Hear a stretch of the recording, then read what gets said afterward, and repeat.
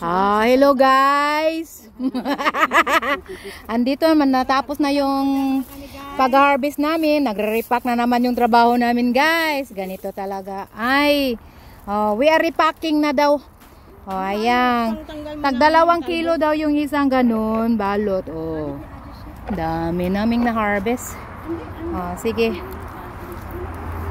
Ayan. Nilagay nila sa balot. Butas-butas. Yung balot na may butas-butas para makasingaw. Ayan, at may kiluhan. Ayan.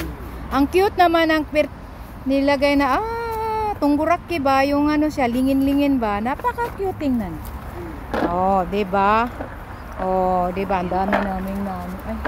Ang dami naming na-harvest, Ang dami pa, yan pa, Harvest namin yan. Yan pa, may ano pa, bubunutin pa, hindi matapos ngayong araw na ito. Dami. Kaya apat na kilo kukunin mo.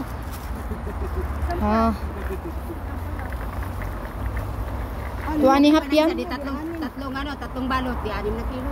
2 balot, 4, 6 kilo, 3 ano. Ayan. Ako